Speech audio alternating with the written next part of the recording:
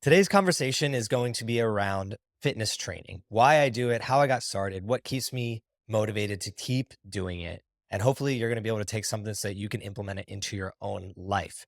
I asked myself a couple months ago when I stopped doing this podcast, what would get me excited to start talking again on this mic? And it was value. It was talking about stories in my own life and other people's lives that could be shared so that somebody else on the other end could hear that and implement it into their own life.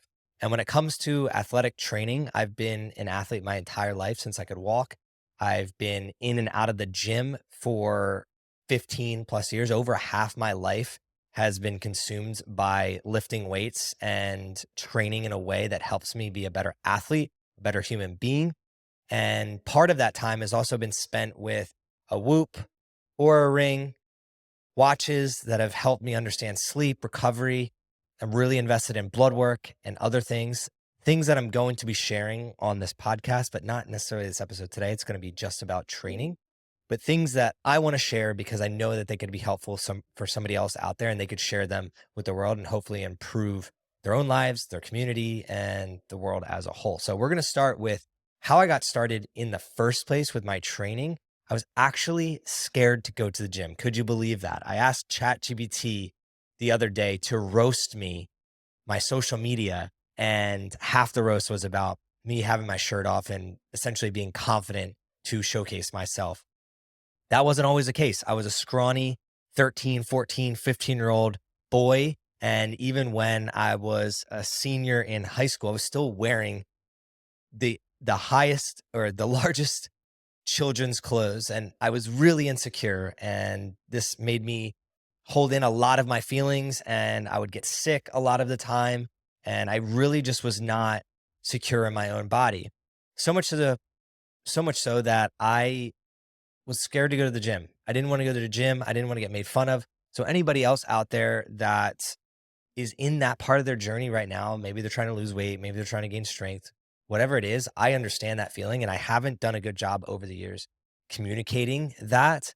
People that know me now just see me as this fit guy, fit dad, and think it's always been that way. And it has not been the case. I could show photos where it was the complete opposite. And I know what it feels like. So I empathize with anybody else out there, but nothing changes if nothing changes. And I was an athlete. I wanted to get recruited and eventually I got fed up. I was tired of getting pushed around on the field. So I asked my dad to build a gym in our basement. And I asked my mom for a couple textbooks to learn how to teach myself how to train. There was no Instagram or TikTok or YouTube even to look this stuff up. So I had to rely on books.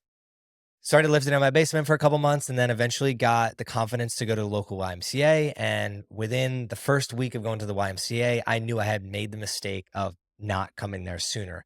I had this false, fake vision of what the gym would be like and that people would look down upon me because I didn't know what the fuck I was doing and make fun of me. And it was the exact opposite. You had these bigger guys that were 10 years older. At any given moment, if you asked for help, they were willing to help. And it's crazy because now today I'm that guy, and anyone that's trying to get involved with improving their health,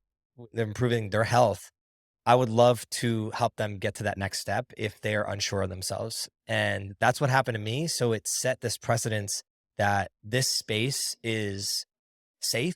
And I literally would go there every day after school for as long as I can remember. Even when I got into college and I was coming back home, I would go to that YMCA. And that's really how it got started. The next step of that journey was I wasn't going alone. As soon as I started going to the gym, I started asking a couple other friends. Some of my other friends were going to the YMCA after school. And I really realized how important it was to have a collective group around you that was pushing towards similar goals, helping each other hit their individual goals, and doing so in a consistent manner. It wasn't just a one off thing, it was multiple times a week, every week for the entire year. And that set the cadence for the rest of my life of this is not going to be just something that I do every so often. This is going to be my lifestyle. Now, in the beginning, what really kept me going and what got me motivated was I was still playing soccer and I wanted to get better at the sport. And how could being in the gym help me do that? I've always been fast and could endure. I played outside mid, and being able to run all game, every game is hard. It's not easy, but that was my strength. What was my weakness was the fact that I would get fouled a lot. I would get pushed off the ball a lot. I wasn't the biggest or the strongest. And this really impacted me in a negative way. I would get in my own head. It would make me angry and then just wouldn't play well, play as good as I knew that I could. So after my freshman year of college, I decided I'm going to put on 30 pounds in the gym. And that's exactly what I did. And I still remember coming out my sophomore year, how much more confident I was with my skills on the field. But the interesting thing that I never knew was going to happen was how confident I was off the field. The ability to transform myself in the gym gave me the confidence to understand that I could transform myself in all other areas of my life. If I wanted to go up and talk to a girl at a bar or a local restaurant, I had the confidence to do that. If I wanted to take this course that I thought was going to be really hard, I had the confidence to take the course and put the work in and do well in it. If I wanted to do anything that I set my mind to, I knew that it was on the other end of reps and sets. All I had to do was have enough reps at it. Even this video and podcast, the audio, editing it, it was just about reps and sets. How do I learn how to do things in the minimum viable dose? How do I do one rep at a low weight and then just keep showing up and doing it over and over and over and over again until I get better at it? And then as I get better at it, I can add more weight. I can make it a little bit more complex and I continue to get better, 1% better, day over day, week over week, month over month, year over year, decade over decade. It's that simple. It truly is that simple, no matter what you're trying to do. I learned that through going to the gym and doing it for sports. Now, after college, I graduated and I wasn't training anymore for soccer specifically. This is where the gym, I would say, saved my life for the second time. When you are a man and you graduate college, a lot of men end up taking jobs in different cities or in different environments that they're not familiar with, and they meet new people, and it's a shock. You go from having this team and relying on other people to you are feeling alone and you don't really know where you fit in the world. And that, in my case, I would lean on negative tendencies of going out, getting drunk, and doing things that I shouldn't have been doing rather than leaning into the things that I truly wanted to be doing. I know a lot of other men understand this. And that's where I decided the gym was going to be the space, my safe space again. And I would go there after work and get more involved in the community there and really started to understand myself of this wasn't just something that was a means to an end. It wasn't just something that was going to help me be a better athlete. It wasn't just something that was going to give me more confidence. It was something that I purely loved to do and wanted to help other people do it and gain that confidence. I realized that I would spend an entire day at the gym training if I could, and time would fly by. It was flow state. It's not like that for everybody, and that's okay. But for me, that's what it felt like. And that's what it turned into. I started to really just like before work or after work, make my life about what my training was like and how I can manipulate it to improve me as a person, improve me as an athlete, improve my performance overall. And when you're doing that for a long time, your progress starts slowing up and you start asking yourself, like, okay, well, what else around me can I focus on that will also help improve my performance? And that's where nutrition, supplementation, recovery, blood work, all the things that I'm doing today really stemmed from showing up to the gym over and over and over again. And then starting to ask myself, well, what could help me be better in this environment? And then I know that if I'm better in this training environment, I'm going to be better overall. So if you've listened up until this point closely, you're starting to see a common theme where it's like stacking bricks. You had this initial fear. I had this initial fear of going to the gym.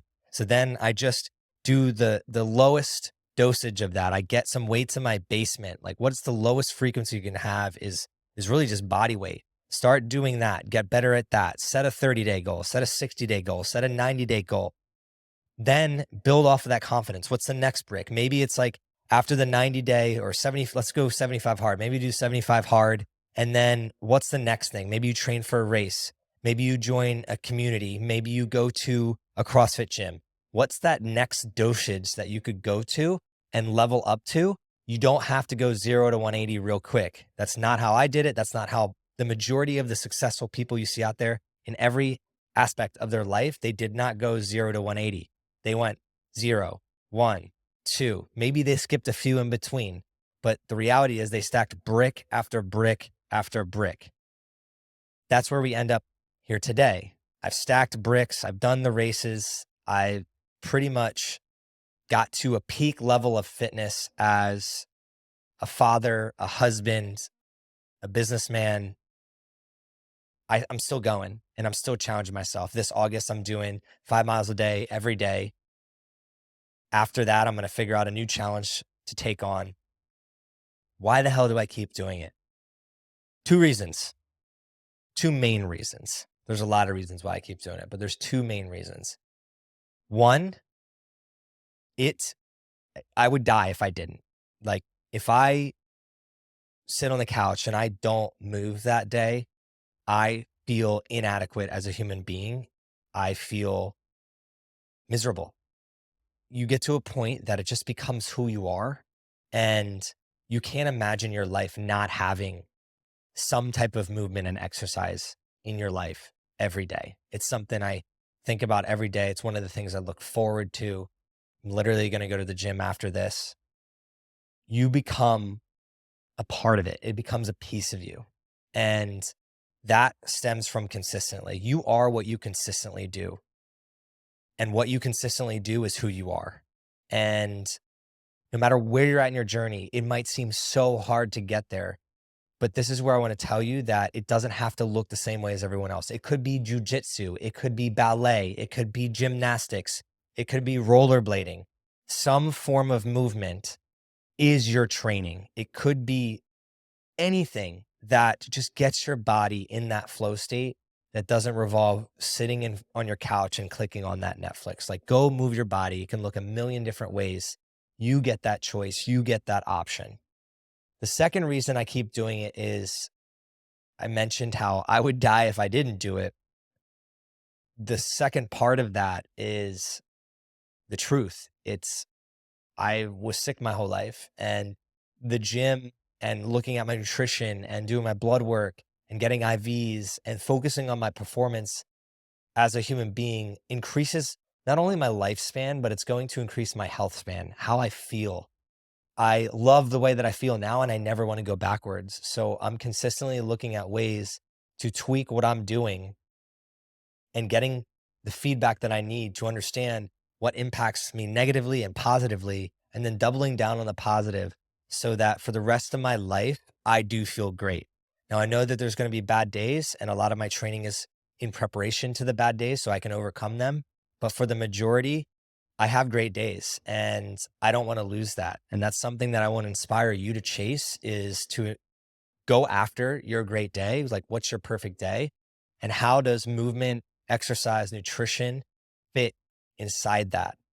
There's so much more that I can go in depth upon within this topic, but I wanted to kick off a little solo session of how I got here, why I started in the first place, who it's helped me become, what keeps me going, and maybe some of that story, part of that you can reflect on and change some of the things that you're doing. I hope it also opens up a conversation with yourself, asking questions of, maybe I should do this, or maybe I should ask this question, or maybe I should reach out to this person because they can help me in this area of my life. That's really why I'm here, is just to ask myself questions and tweak what I'm doing. And then I want to share and document on platforms like this to help other people improve their own lives. But that's it for this one. Until next time, this is CJ Finley with the Thrive on Life podcast. Thrive on, y'all.